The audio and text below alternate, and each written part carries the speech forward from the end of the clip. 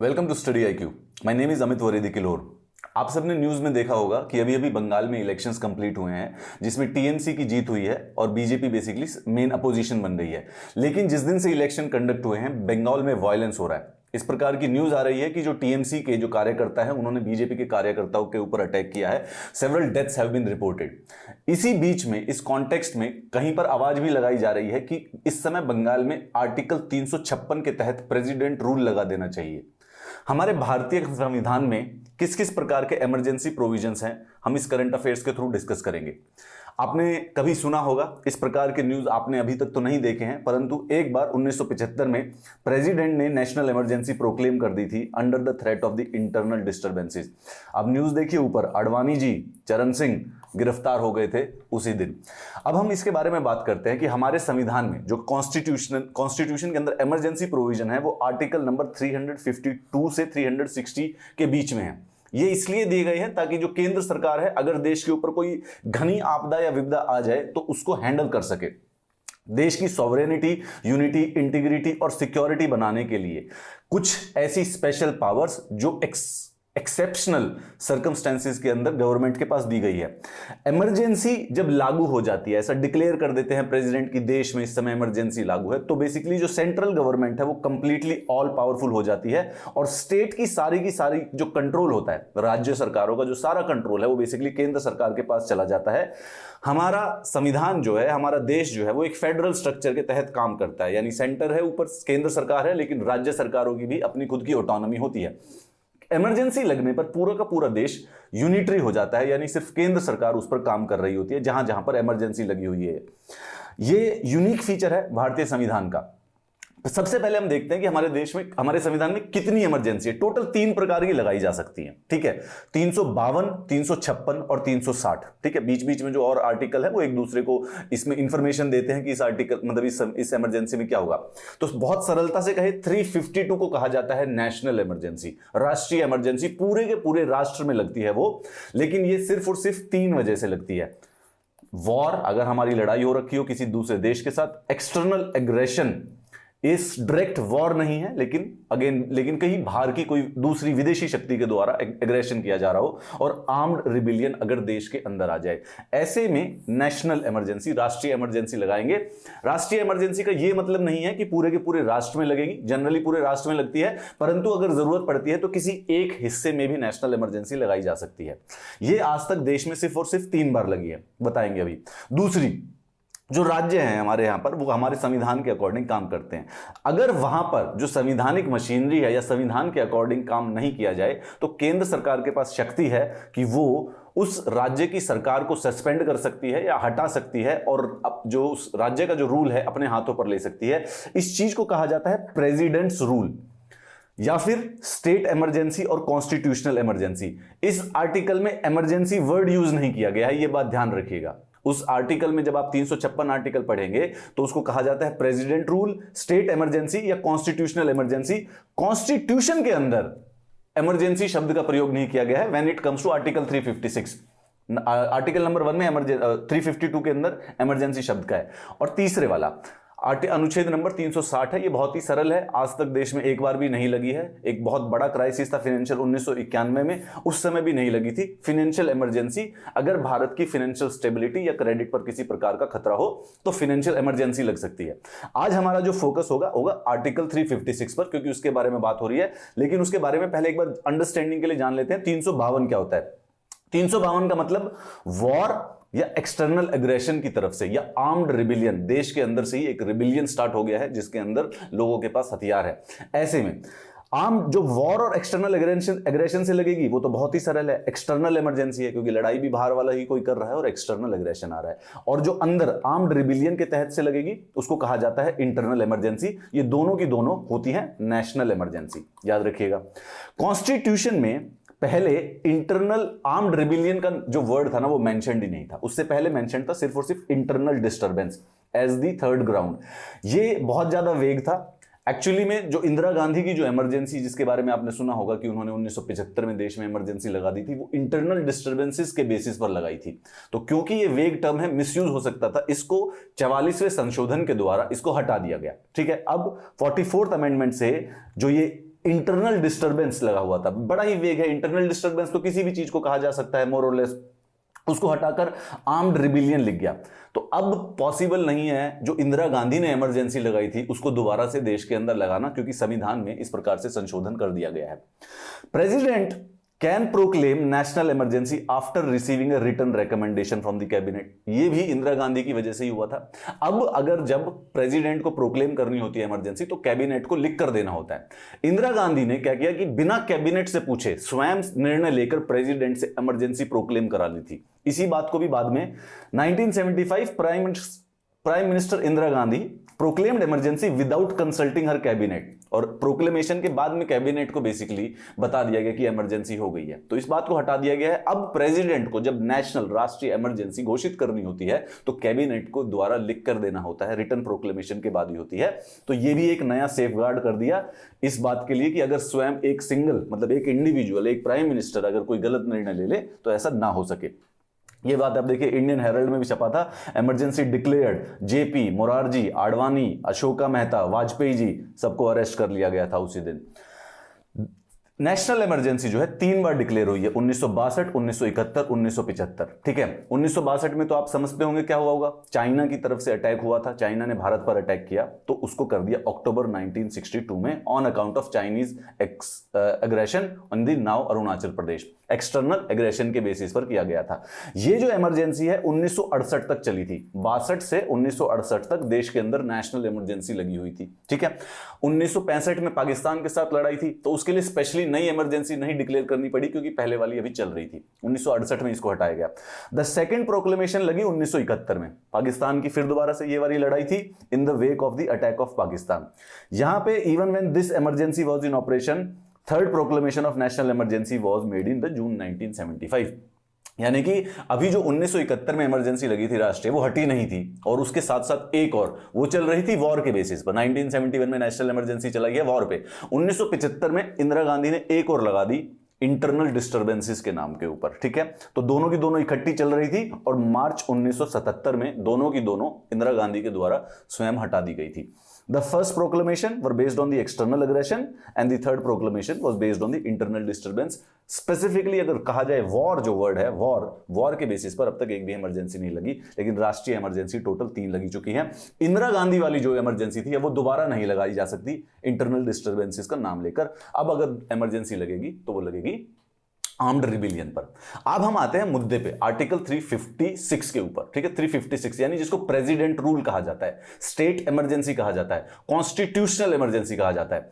अब बात ध्यान रखिए कि क्वेश्चन आपसे आएगा, नेशनल इमरजेंसी जो आर्टिकल 352 में है वो भी एक प्रकार की कॉन्स्टिट्यूशनल इमरजेंसी है क्योंकि संविधान में लिखा गया है। 356 वाली भी है और 360 वाली भी है क्योंकि हैं तो तीनों संविधान के अंदर। हावेवर 356 के लिए स्पेशल वर्ड है कॉन्स्टिट्यूशनल इमरजेंसी। क्यों? क्योंकि इसको लगाया इसलिए जाता है जब स्टेट कॉन्स्टिट्यूशन के अकॉर्डिंग काम ना करे। ठीक है, तो क्वेश्चन को देख के आंसर करना ये वाला।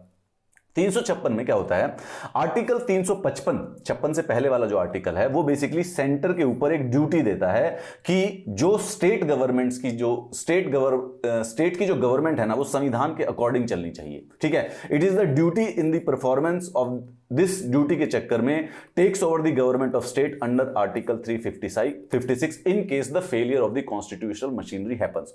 तो क्योंकि 355 इस बात की रिस्पॉन्सिबिलिटी देता है स्टेट पे कि आपकी ड्यूटी है कि राज्य सरकारों की जो सरकार है वो संविधान के प्रावधानों के अकॉर्डिंग चले। अगर ऐसा ना करे तो 356 उनको पावर देता है उस गवर्नमेंट को टेक ओवर करने के लिए। इसलिए इसको प्रेसिडेंट रूल, स्टेट इमरजेंसी और कॉन्स्टिट्यूशनल इमरजेंसी कहा जाता है। सरलता से देखते हैं, सेंटर है और स्टेट है।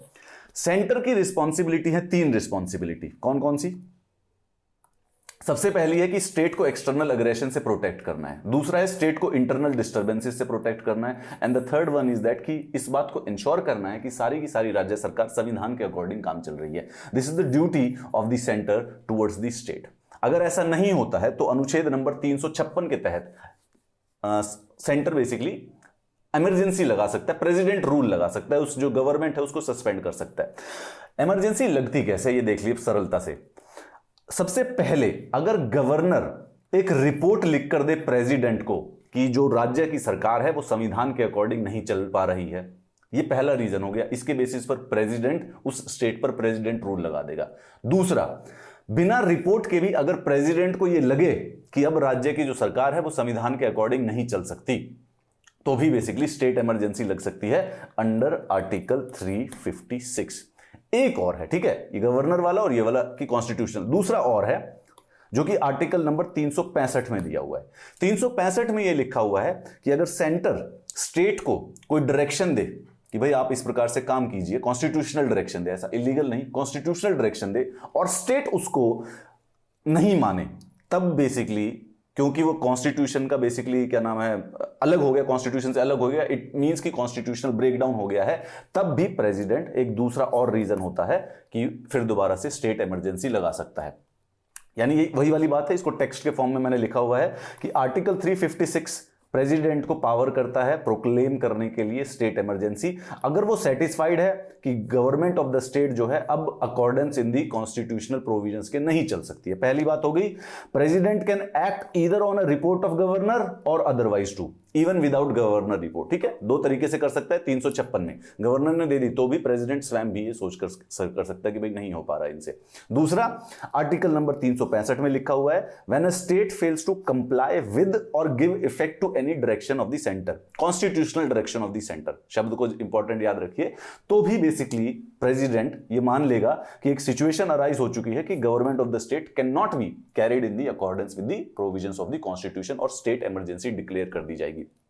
स्टेट इमरजेंसी डिक्लेयर करने के बाद उसको अप्रूव करना भी होता है पार्लियामेंट के द्वारा, और उसकी ड्यूरेशन क्या होती है उसके बारे में बताता हूं, टेक्स्ट से इजी, मैं यहां पर आपको एक एग्जांपल के द्वारा समझाता हूं। हम आज का दिन लेते हैं, सपोज कीजिए आज प्रेसिडेंट 5 मई 2021 को एक वेस्ट बंगाल के अंदर इमरजेंसी डिक्लेयर करता है, हाइपोथेटिकली स्पीकिंग, तो ये इमरजेंसी अगले 2 महीने तक चलेगी। तो सबसे पहले जो ड्यूरेशन है वो 2 मंथ की है इमरजेंसी डिक्लेयर होने के बाद। इन 2 मंथ के अंदर अगर पार्लियामेंट अप्रूव नहीं करता है तो 5 जुलाई 2021 को इमरजेंसी खत्म, ठीक है। लेकिन जैसे ही 5 मई को होगा, प्रेसिडेंट पार्लियामेंट के पास जाएंगे लोकसभा और राज्यसभा से उस चीज की अप्रूवल लेने के लिए कि क्या यह इमरजेंसी लगा दी है, आप इसे अप्रूव कर दीजिए। अप्रूवल बहुत ही सरल है, लोकसभा और राज्यसभा दोनों सिंपल मेजॉरिटी से, यानी कि जितने लोग आए हैं उसके 50% से ऊपर। अगर बाई चांस से उस दिन पार्लियामेंट में से 50 लोग आए हैं तो 26 लोगों ने हां बोल दिया तो मतलब वो अप्रूव हो गया, सिंपल मेजॉरिटी से हो जाएगा। जैसे ही वो अप्रूवल होगा तो जो 2 महीने का था, 5 मई से 5 जुलाई तक का था, ये 2 मंथ्स हो गया, इसी चीज को एक्सटेंड कर दिया जाएगा 6 महीने तक। 6 महीने अब 5 नवंबर 2021 तक लगी रहेगी, ठीक है, ये वाली बात। अच्छा, सिर्फ 6 महीने तक का ही अप्रूवल होता है, ये नहीं है कि पार्लियामेंट ने अप्रूव, पार्लियामेंट 3 साल के लिए 2 साल के लिए अप्रूव कर सकता है, नहीं, सिर्फ 6 महीने के लिए होगा। 5 नवंबर 2021 को फिर दोबारा से पार्लियामेंट के पास अप्रूवल करवाने के लिए जाना पड़ेगा। Every 6 months the approval shall be done, और मैक्सिमम 3 साल तक हो सकता है। यहां पर एक और इंपॉर्टेंट बात है, 5 मई को हमने इमरजेंसी लगाई थी, 5 नवंबर तक का अप्रूवल ले लेंगे हम 2 महीने के अंदर अंदर। 5 नवंबर पहुंच गए तो 5 नवंबर को हम एक और अप्रूवल लेके आ जाएंगे ताकि 5 मई 2022 तक बेसिकली इमरजेंसी लगे। अब ये हो गया है पूरा का पूरा 1 साल। 1 साल के बाद भी अगर इसको कंटिन्यू कराना है इमरजेंसी में तो 2 कंडीशन होनी चाहिए जरूरी। सबसे पहले वाली कि देश के किसी भाग में नेशनल इमरजेंसी डिक्लेयर्ड हो, चाहे पूरे देश में ना हो परंतु किसी एक भाग में भी डिक्लेयर हो तो भी बेसिकली अप्रूवल के लिए जाया जा सकता है। दूसरा, अगर इलेक्शन कमीशन इस बात की सर्टिफिकेशन दे कि इलेक्शंस हो नहीं सकते हैं इस स्टेट में लेजिस्लेटिव असेंबली के, तब बेसिकली उसको 1 साल के बाद कंटिन्यू कराया जाएगा। समराइज करते हैं, जब स्टेट इमरजेंसी किसी राज्य में प्रेसिडेंट रूल लगाया जाता है तो वो 2 महीने के लिए लगता है बिना अप्रूवल के। 2 महीने के अंदर अंदर अप्रूवल लेना पड़ता है। अप्रूवल लेंगे तो वो 6 महीने का अप्रूवल मिलेगा उनको। 6 महीने के बाद दोबारा से अप्रूवल लेना पड़ेगा, फिर दोबारा से अप्रूवल गया, 1 साल का हो गया। 1 साल के बाद अगर अप्रूवल लेना है तो 2 कंडीशंस मीट करनी पड़ेगी। पहली, नेशनल इमरजेंसी होनी चाहिए देश के किसी भी एक हिस्से में, चाहे पूरे देश में हो चाहे किसी एक हिस्से में हो। दूसरा, इलेक्शन कमीशन को सर्टिफाई करना पड़ेगा कि जिस राज्य में प्रेसिडेंट रूल लगा हुआ है वहां पर इलेक्शन कंडक्ट ही नहीं हो सकते हैं इसकी वजह से। फिर दोबारा से 5 मई 2022 को फिर दोबारा से अगर ये दोनों सिचुएशन एग्जिस्ट करती हैं तो उसको एक्सटेंड करके 5 नवंबर 2022 चला जाएगा और मैक्स टू मैक्स ऐसा 5 नवंबर 2024 तक किया जा सकता है, 5 मई 2024 तक, क्योंकि तब 3 साल हो जाएंगे फाइनली और उसके बाद उसको किसी भी हालत में एक्सटेंड नहीं किया जा सकता। आज तक ऐसी हालत बनी नहीं है। इफ अप्रूव्ड, अब इसको टेक्स्ट फॉर्म में भी देख लीजिए, आपके पढ़ने के काम आएगा। 6 महीने तक होती है। It can be extended for a maximum period of 3 years और हर 6 महीने के बाद approval. Every resolution approving the proclamation of president rule or continuation can be passed by either house of parliament only by simple majority, यानी कि जितने भी लोग आए हैं और वोट करने लग रहे हैं उसके बेसिस पर अप्रूवल मिल सकता है। कॉन्सिक्वेंस क्या होता है? ये प्रेसिडेंट रूल लगाने की बात क्यों की जा रही है वेस्ट बंगाल में, और अगर लग जाता है तो होता क्या है? देखिए, सबसे पहले प्रेसिडेंट के पास एक्स्ट्रा ऑर्डिनरी पावर आ जाती है स्टेट में जब प्रेसिडेंट रूल लगा होता है। He can take up the functions of the state government and power vested in the governor or any other executive authority. He can declare that the powers of state legislature are to be exercised by the parliament. तो जो विधानसभा है उसका जो सारा काम होगा वो लोकसभा को दिया जा सकता है जरूरत पड़ने पर। वो सबके सब नेसेसरी स्टेप ले सकता है, including the suspension of the constitutional provisions relating to any body or authority in the state. ये एक बहुत ही सुपर इंपॉर्टेंट क्वेश्चन आपसे यहां पे पूछता है। प्रेसिडेंट रूल जब लगा होता है तो प्रेसिडेंट उस स्टेट में जो भी कॉन्स्टिट्यूशनल प्रोविजन बॉडी या अथॉरिटी है उसको सस्पेंड कर सकता है, एक को छोड़ के। क्या? वो मैं अभी बताता हूं, याद रखिए, एक को छोड़ के।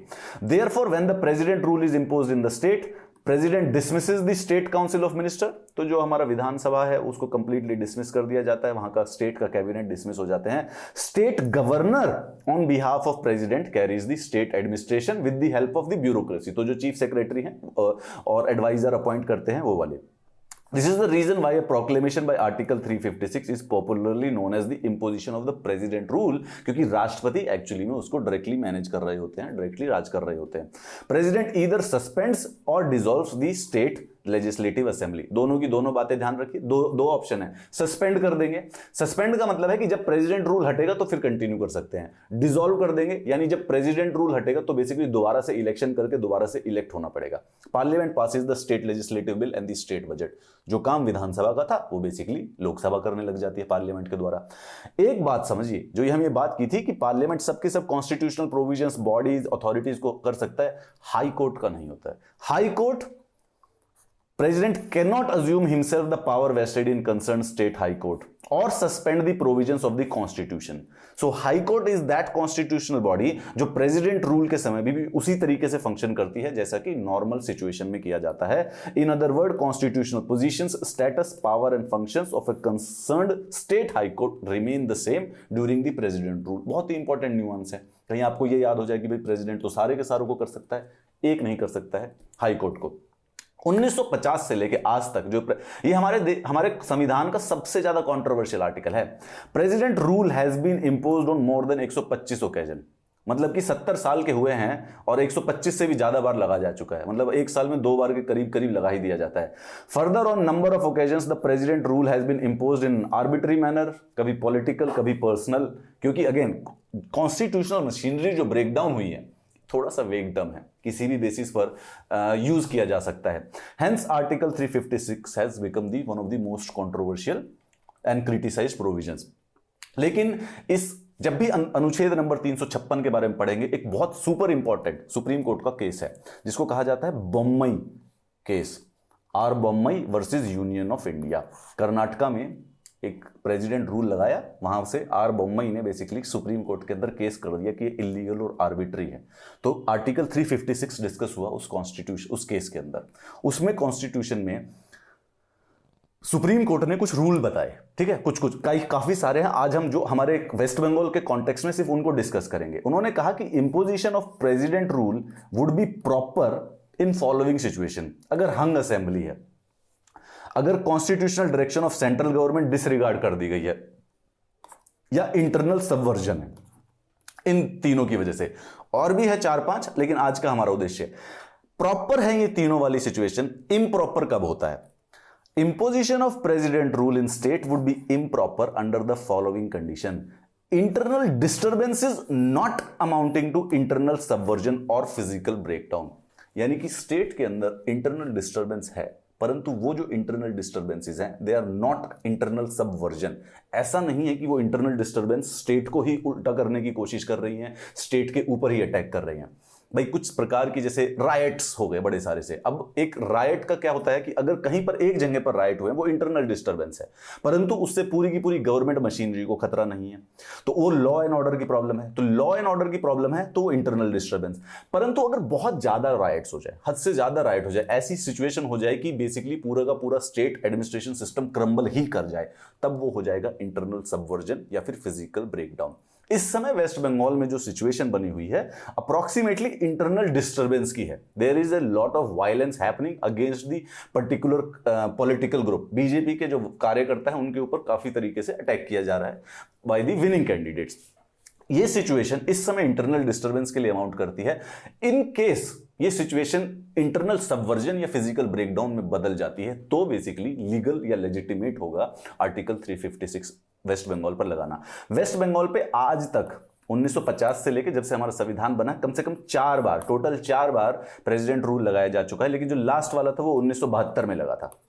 ठीक है, 1972 के बाद से वेस्ट बंगाल पर कभी भी प्रेसिडेंट रूल नहीं लगा। एक और इंटरेस्टिंग ट्रिविया, भारत की ऑलमोस्ट हर स्टेट के ऊपर प्रेसिडेंट रूल कभी ना कभी लगा हुआ है एक्सेप्ट छत्तीसगढ़ एंड तेलंगाना। सिर्फ ये 2 स्टेट्स हैं जिनके ऊपर कभी भी आज तक प्रेसिडेंट रूल नहीं लगा है। And a very very important prelims question, article 356 does not apply to union territories. Article 356 does not apply to union territories. अब यहां पर आपको मैं एक प्रीलिम्स का बड़ा प्यारा सा क्वेश्चन देके जाता हूं। अगर आर्टिकल 356 यूनियन टेरिटरीज पर अप्लाई नहीं होता तो जम्मू एंड कश्मीर जो कि एक यूनियन टेरिटरी है उसमें इस समय प्रेसिडेंट रूल कैसे लगा हुआ है? That's a good question. Jammu and Kashmir के ऊपर इस समय प्रेसिडेंट रूल लगा हुआ है। एक बार दिल्ली पे भी प्रेसिडेंट रूल लगा हुआ था और पुडुचेरी पे भी लग चुका है। ठीक है, तीनों यूनियन टेरिटरी हैं लेकिन इनके लिए अलग लॉ है। जैसे जम्मू एंड कश्मीर का जो रीऑर्गेनाइजेशन एक्ट है उसके अंदर यह प्रावधान था कि 6 महीने गवर्नर रूल के बाद प्रेसिडेंट रूल लगाया जा सकता है। उसी प्रकार से जो दिल्ली एनसीटी का जो एक्ट है उसके अंदर प्रावधान है, similarly the same thing applies to Puducherry. इसके इन तीनों पर प्रेसिडेंट रूल लग चुका है, परंतु अनुच्छेद नंबर 356 के तहत नहीं लगा है। इनके खुद के ही अलग से एक लॉ है जिसके तहत वो प्रेसिडेंट रूल लगाया गया है। So just to repeat it once again, article 356 union territories पर नहीं लगता है बिल्कुल भी, परंतु यूनियन टेरिटरी पर प्रेसिडेंट रूल जरूर लग सकता है थ्रू ए डिफरेंट आउटपुट। तो जम्मू कश्मीर पर भी लगा है, दिल्ली पर भी लगा है और पुडुचेरी पर लगा है।